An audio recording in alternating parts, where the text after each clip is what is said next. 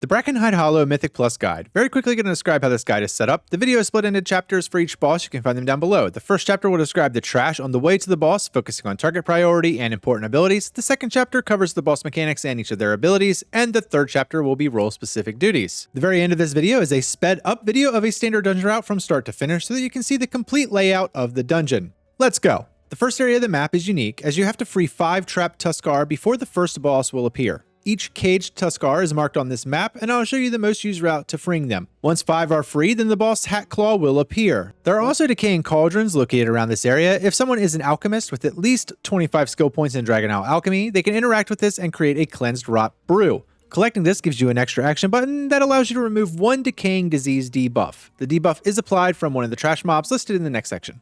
Hackclaw's Trash. War Scourge. These are the most dangerous. Not only do they buff all of their gnolls near them, but they also use Hideous Cowl. This needs to be interrupted every time as it fears everybody. Enemy mobs are very close together, so one fear will most likely result in a wipe. They also have a Rage Storm ability, which is a moving whirlwind. Just stay away. Decay Speaker is the next priority mob. Once they drop a Decay Totem, they will try to cast Witherbolt. The totem needs to be destroyed and the Witherbolt cast needs to be interrupted. Bone Bolt Hunter is next. They will randomly shoot party members. They do occasionally apply a bleed to a random player as well. And finally, they drop traps. The traps are visible and easily avoidable. The Claw Fighter will occasionally fixate on a random player and pursue them, either stun them or avoid them until they stop chasing. The last 2 notable mobs are tank related. The Hyenas will reduce the healing the tank takes, and the Bone Crushers will slow your tank's speed. Hackclaws Warband. This is a fight against 3 gnolls. I'll list each separately and cover each of their abilities. 3 main points before that. Once one of the bosses reaches 15% HP, they will all enrage, increasing the damage and haste by 30% until they die. So you want to cleave all 3 down evenly. The bosses also get a stacking buff called Predatory Instincts for every 10% of HP that's missing from the players. This buff increases their haste by 5%, meaning if 3 players are at 89% HP, the bosses have 3 stacks of Predatory Instincts. So everyone should try to remain above 90% HP as much as possible. The bosses share an energy bar, and their ultimate is a combination of attacks from whoever is alive. Now onto the bosses. Hackclaw. His auto attacks are a cleave, so make sure you stand behind him. Blade Storm is a moving whirlwind. He does move slower than players, so just stay out of the path. Savage Charge. This is his ultimate. It has a long cast time. He charges and deals massive damage to whoever is in his path. The tank needs to absorb this as it's pretty much going to one-shot any non-tank player. Gash Tooth. Marked for butchery, targets 1 player and deals heavy damage every second for 4 seconds. Gash Frenzy, he will shadow step between players 5 times, applying a stacking bleed. The bleed is removed once a player is healed back up over 90% HP. Decayed Senses is his ultimate, and it's used on the tank. This increases damage taken and blinds them for a period of time.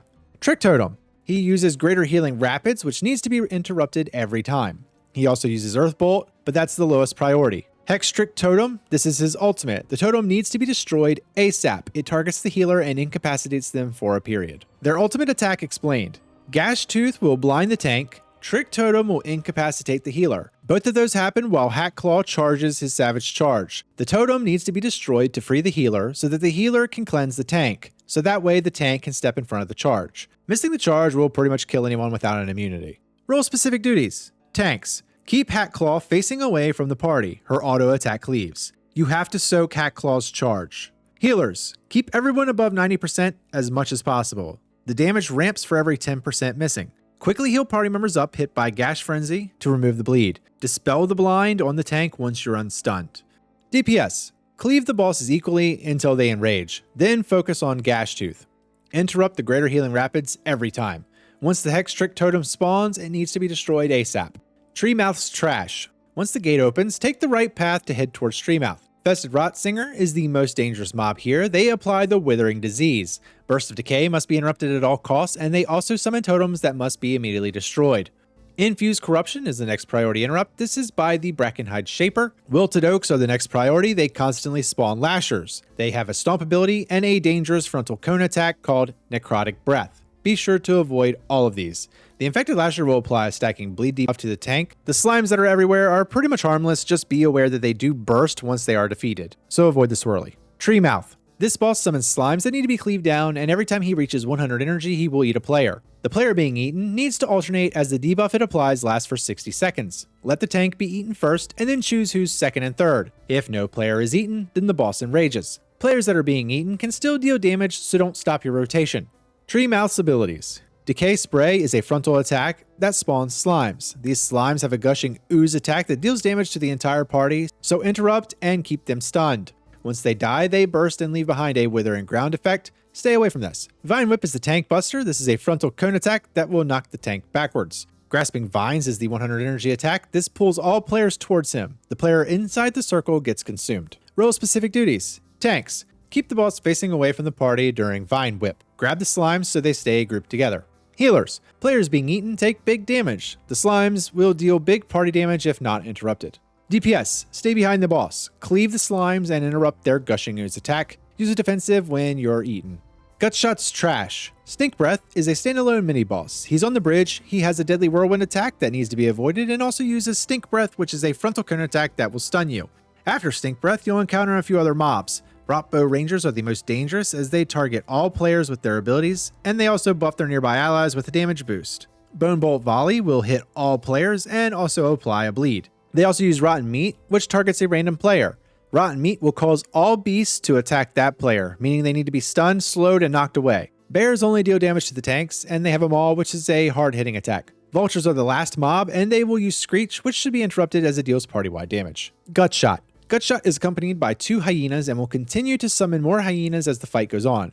They are your top priority as you can become overwhelmed. Gutshot has a few abilities. Call Hyenas will summon 2 more hyenas to the fight.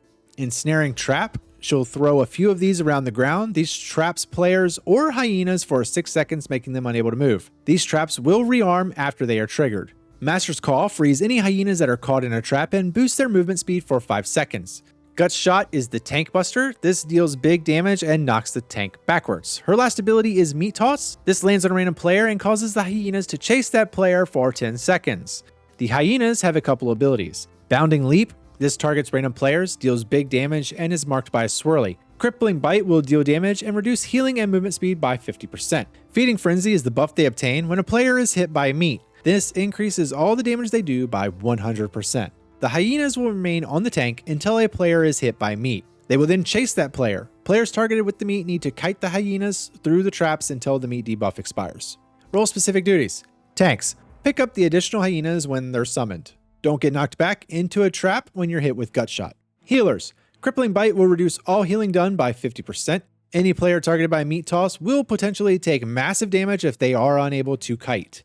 DPS. Hyenas are the top priority. Watch out for the traps and kite the hyenas into the traps if you're being pursued. Wratheye's trash. The most dangerous mob here is the Vile Rot Hexer. They will target a player and apply the Withering Contagion debuff. This is visible by a ring. Players inside the ring will also obtain the debuff, so stay away. This will quickly wipe your group if not managed correctly. The Rot Hexer will also use Siphon Decay, which drains the Withering Contagion off of the player. Each debuff acquired buffs this mob. Players can avoid the buff by standing at least 30 yards away before the cast finishes. Fetid Rotsinger is the next priority. They buff other mobs and summon totems. Totems need to be burned down ASAP. Their Burst of Decay is an interruptible ability. Filth Callers are the lesser mob. They have an interruptible Decay Surge, and they also use Rotting Surge, which is marked by green swirlies. This leaves decay on the ground, dealing damage to anyone standing in it. Disease Slashers will place a Healing Absorb on the tank, and also use Bloody Bite, which applies a bleed. The bleed is removed by healing that player back up over 90% HP. The last and easiest mob is the Wither Biter. They also use Bloody Bite.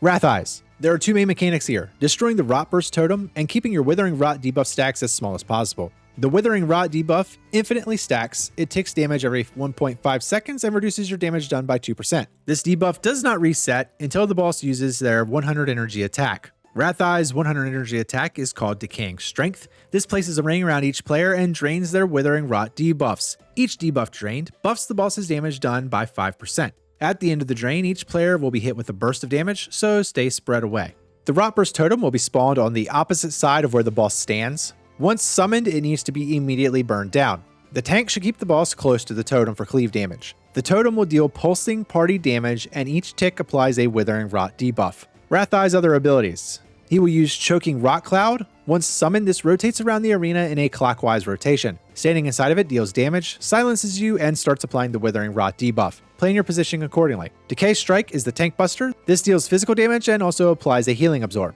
Role specific duties. Tanks. Rotate the boss away from the Rot Cloud. Immediately move to the totem once it spawns. Use a cooldown for Decay Strike as it applies a Healing Absorb. Healers. Damage increases the longer this fight goes on. Be mindful of the cloud. The tank will need big healing after Decay Strike. DPS. Save big damage abilities for the totem and immediately swap to it. Avoid the cloud. Save defensive cooldowns for the end of the fight, as that's when the damage is highest. That's it for BrackenHide Hollow. The remaining part of this video is a super fast clear so you can see a generic dungeon route and the pathing. Shout out to these channel members. If this video helped, then press the thumbs up, subscribe if you enjoy WoW content. I have plenty more guides, tips and tricks, podcasts, and more. You can also show extra support by becoming a channel member. It's 99 cents a month and gives you early ad-free access to all of my videos. I'll see you in the next one.